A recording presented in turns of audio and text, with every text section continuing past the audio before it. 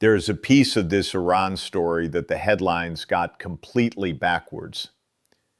Tehran just confirmed they received peace proposals from the U.S., but at the exact same time, they're accusing us of targeting their civilians.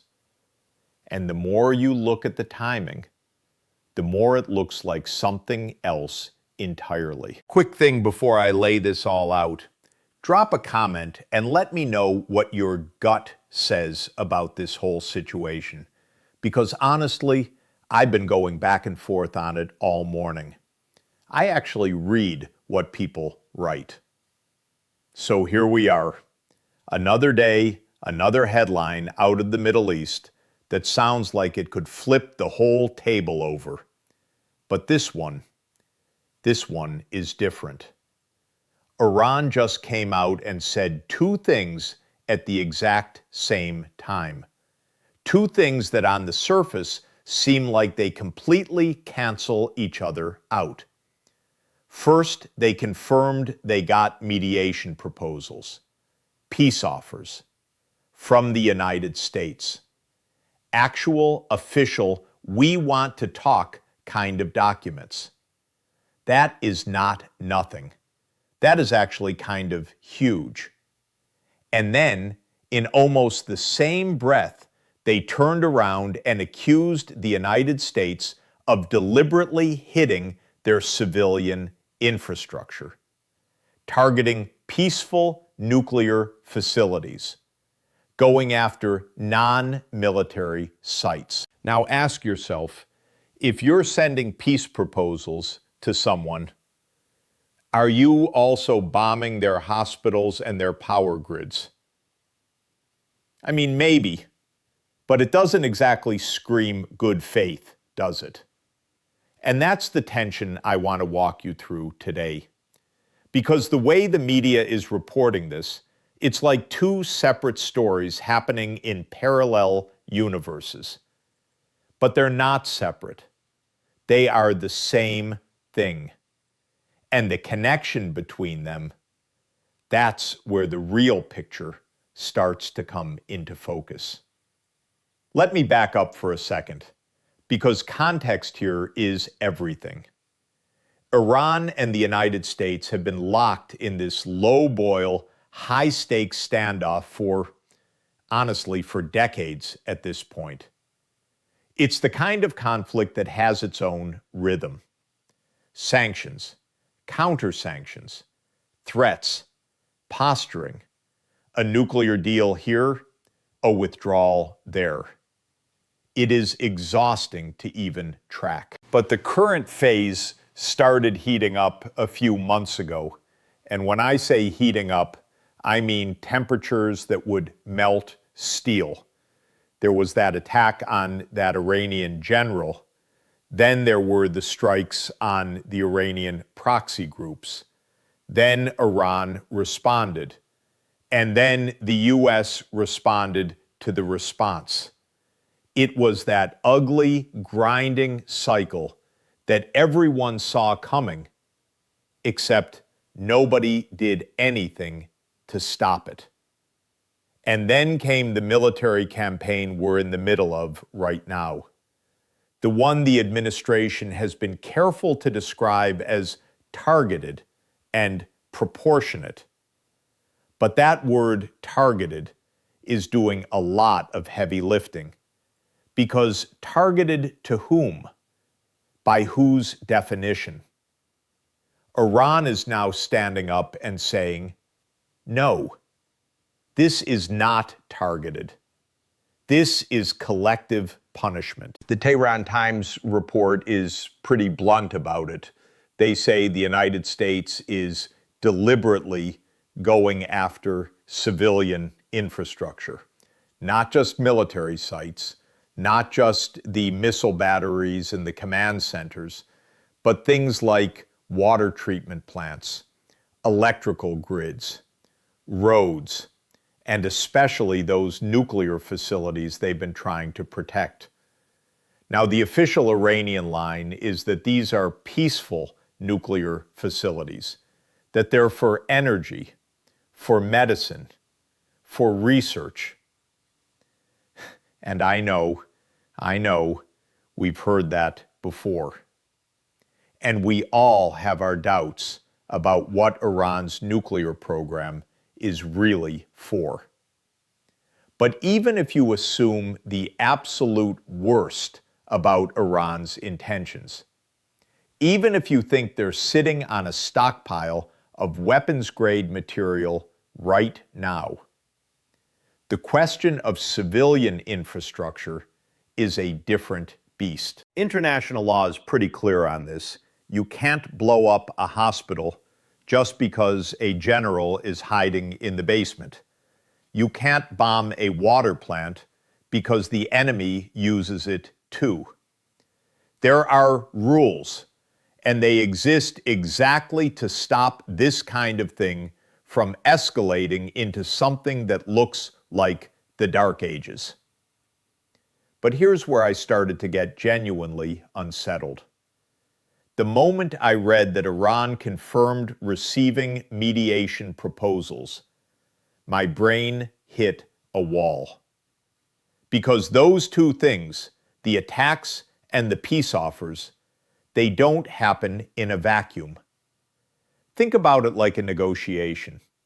If you are the United States and you want Iran to come to the table, you need leverage. You need something that makes them feel like the cost of not talking is higher than the cost of talking.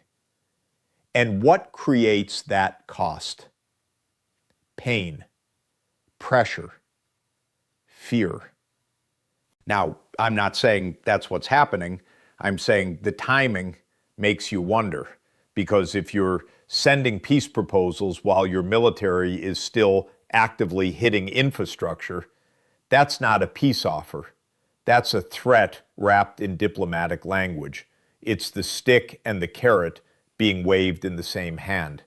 And Iran is not stupid. They see it. They know exactly what's happening.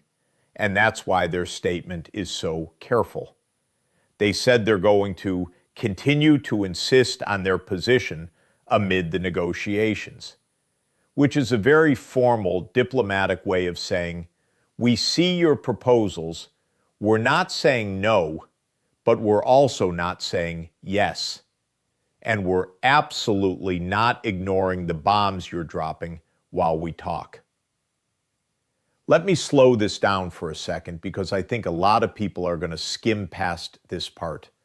And it is the most important part. The Iranian government is basically saying, we got your peace proposals, but we also got your missiles. And we're not pretending those are two different conversations anymore. That is a very dangerous position for both sides, because for the United States, the entire framing of this military campaign has been based on this idea that we are acting defensively, that we are protecting American interests, that we are hitting military targets to degrade Iran's ability to threaten us or our allies. If that narrative falls apart, if the world starts to believe we are deliberately hitting civilians, then the moral high ground disappears overnight. And once it's gone, it is very hard to get back. And for Iran, this is a dilemma too, because if they walk away from the mediation proposals, they look like the bad guys. They look like they're the ones who don't want peace. And that gives the United States political cover to keep the campaign going, maybe even escalate it. But if they accept the proposals while the bombing is still happening, they look weak. They look like they're buying peace with their own people's suffering. That is a nightmare position to be in. Now, I want to talk about something that I haven't seen a single mainstream outlet mention. And I think it's because they're all chasing the news cycle, not the actual story underneath. The mediation proposals Iran received. Who sent them. Tehran Times says they came from mediators. They don't name names, and I get it, the negotiations are sensitive. But in diplomacy, the identity of the messenger is almost as important as the message itself. If it was a European country, say France or Germany, that means the U.S. is trying to bring in allies to put pressure on Iran. It's a coalition approach. It says, we're not alone in this, Iran. You're isolated. But if it was a country like Oman or Qatar, that's a different signal entirely. That means the U.S. is using a more neutral channel, a backdoor. That says we want to talk, but we don't want to be seen talking. And here's the detail that makes my hair stand up. What if the mediation proposals came from Russia or China? Think about that for a second. Because if Russia or China is carrying a peace proposal from the U.S. to Iran, that means the global chessboard has shifted in a way that almost nobody has fully processed yet. It would mean the U.S. is using its biggest rivals as messengers to its biggest enemy. That's not diplomacy. That's a surrender of leverage. That's a sign that the administration might be running out of options. I'm not saying that's what happened. I'm saying we don't know. And that gap in the reporting is intentional. It's a pressure valve. They release the fact of the proposals, but they keep the details locked down. And that's how you keep the public in the dark while the real negotiations happen behind closed doors. Now let's talk about the civilian infrastructure angle a little more. Because I think a lot of Americans and a lot of people around the world have gotten numb to this kind of language. Civilian infrastructure. It sounds bureaucratic. It sounds like a line from a Pentagon press briefing. But let me paint you a picture of what that actually means. Civilian infrastructure is the power grid that keeps hospitals running. It's the water treatment plant that makes sure kids don't drink poison. It's the roads that let ambulances reach people who are bleeding out. It's the communications networks that let families know their loved ones are still alive. When you target civilian infrastructure, you're not just attacking a building. You're attacking a civilization. And Iran is not a failed state. They have a functioning society. They have universities and shopping malls and hospitals and schools and all the mundane, beautiful things that every human being deserves to have. And if we are hitting those things deliberately, and I have to be careful how I say this, if we are hitting those things as a way to pressure the regime, then we are not the good guys anymore. Full stop. Now, I'm not naive. I know Iran has done terrible things. I know they fund groups that attack our allies. I know they have American blood on their hands. I know all of that. But two wrongs don't make a right. And collective punishment is a war crime. That's not my opinion. That's not a liberal talking point. That is the law of armed conflict. It is written down. It is agreed upon by nearly every nation on earth. And if the United States is violating that law, then what is the point of having laws at all? This is where I start to feel the weight of the whole thing, because the reaction from the global community is already starting to bubble up. You can feel it in the edges of the reporting. The UN is going to make a statement. The European allies are starting to get nervous. Even some of our traditional allies in the Gulf are making quiet noises about restraint. Everybody is waiting to see what happens next. And the markets are already starting to wobble. Oil prices are on a hair trigger. Any sign of escalation, any word about a major facility getting hit, and that number is going to spike. And when oil spikes, everything else follows. Gasoline, food, shipping costs, airline tickets, the price of a loaf of bread. That's the thing about these global conflicts that people forget. They're not just stories happening on a screen. They reach into your pocket. They change your life in ways you don't even notice until you're at the pump, staring at a number that makes you want to scream. And that's the real calculus here. The United States is trying to pressure Iran into a deal. But in doing so, it's risking a cascade of economic consequences that could hit every single one of us. And I mean literally every single one of us watching this right now.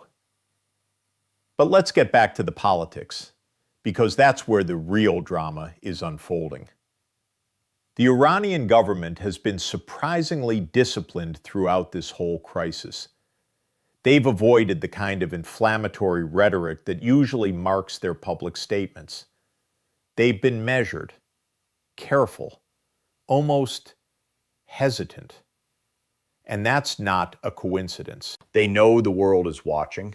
They know that the Biden administration is desperate to avoid a wider war. They know that the U.S. is distracted by the domestic political scene. They know that the American people are tired of overseas conflicts. So they're playing the long game. They're waiting. They're waiting to see if the U.S. is serious about the mediation. They're waiting to see if the military campaign gets scaled back. They're waiting to see if the civilian deaths generate enough outcry to change the political calculus in Washington. And in the meantime, they're just existing, taking the hits, maintaining their posture, insisting on their position, which is exactly what they said they're going to do. Now, I need to tell you something that I think is the most disturbing part of all of this. And it's not about Iran. It's about us. The American public is not paying attention. We are so fractured, so distracted, so lost in our own internal battles that we have almost no bandwidth left for foreign policy. The news about Iran barely breaks through the noise. And that's dangerous, because when the public isn't watching, the people in power can do almost anything. They can bomb civilian infrastructure and call it precision strikes. They can send peace proposals and call it diplomacy. They can play both sides and expect nobody to notice.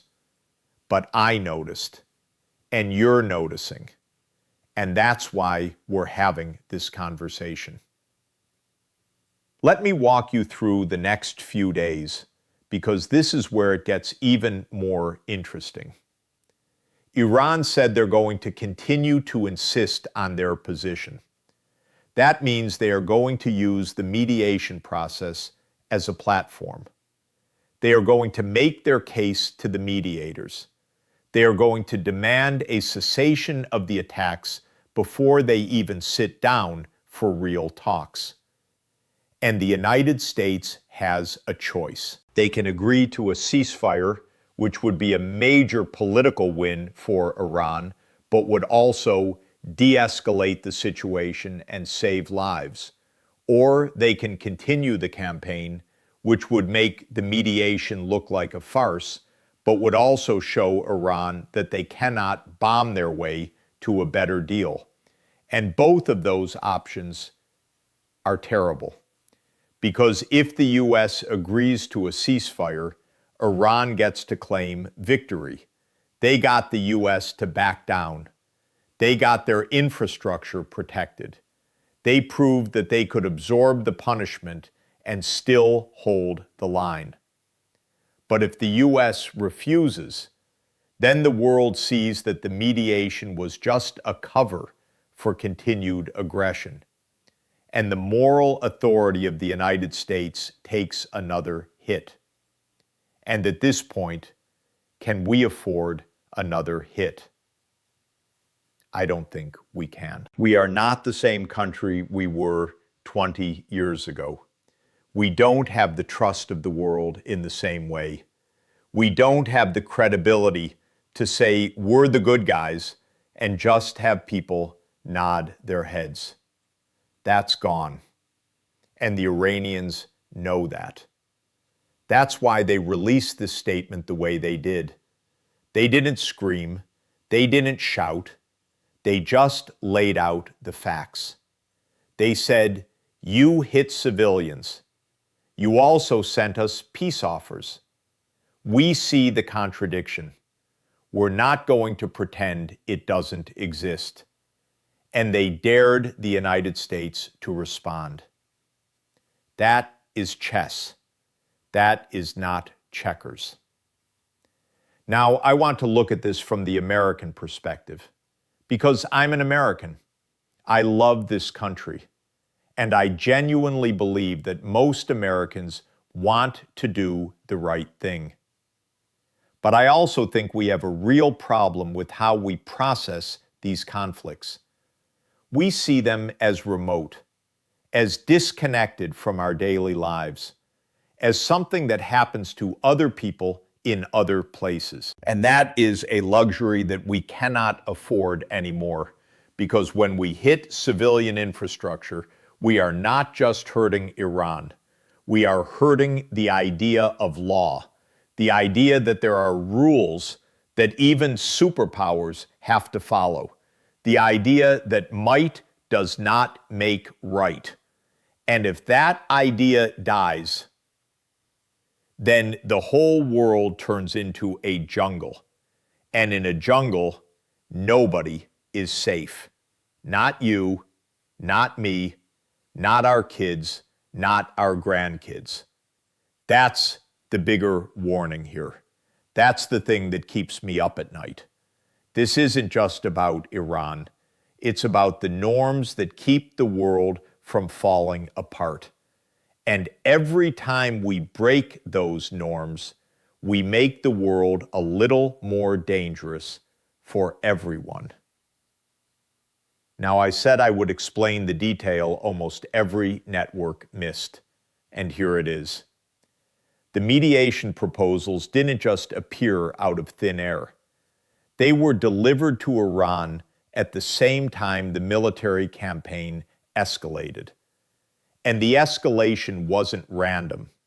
It was designed. It was timed. The U.S. wanted to put Iran in a position where they had no good options, and they succeeded. But in doing so, they also put themselves in a position where they have no good options. Because if they stop the bombing now, they look weak. If they keep bombing, they look like war criminals. And if they try to do both, bomb and talk, they just look dishonest.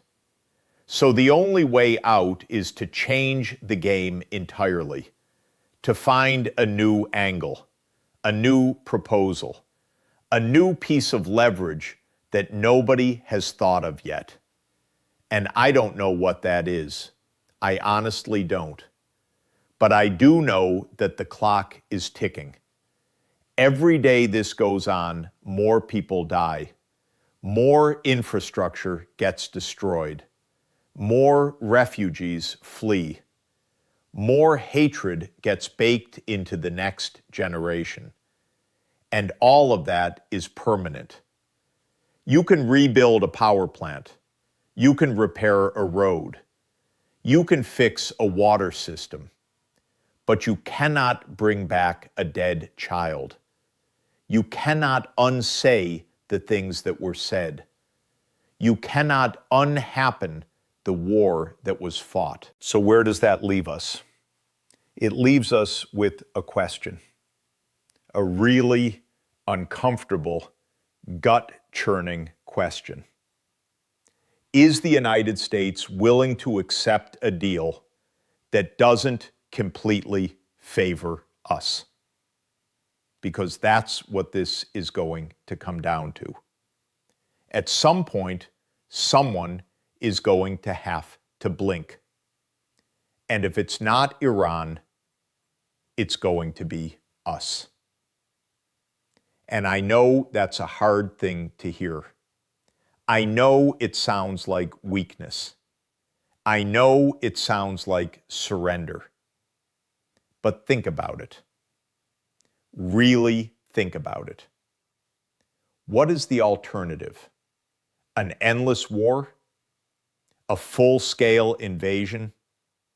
A ground campaign that costs thousands of American lives and hundreds of billions of dollars? We've done that. We did it in Iraq. We did it in Afghanistan. We know how those stories end. They don't end well. So maybe, just maybe, the smart move is to take the deal, to accept the mediation, to end the campaign, to find a way out that doesn't leave us bleeding in the desert. I don't know. I'm not in the room. I don't have the intelligence. I don't know what the commanders are telling the president. But I do know that the longer this goes on, the harder it gets to stop. And every new attack on civilian infrastructure makes the eventual peace harder to achieve. Because peace isn't just about a signed document. It's about trust.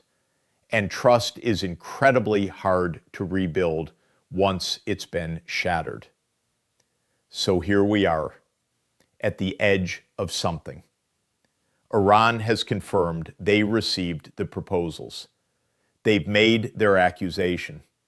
They've stated their position. Now the ball is in our court. And the question on the table is, what are we going to do about it? Are we going to double down, escalate, send more weapons, hit more targets, or are we going to take the deal? I don't have the answer, and I'm not sure anyone does. But I know this: the next few days are going to decide a lot. Not just about Iran, not just about the Middle East, about the kind of country we want to be, the kind of world we want to live in. And that is a conversation that every single one of us needs to be part of. So keep watching, keep asking questions, keep paying attention, because this isn't over. Not by a long shot. And I'll be right here with you, walking through every twist and turn. Stick with me. There's a lot more to come on this.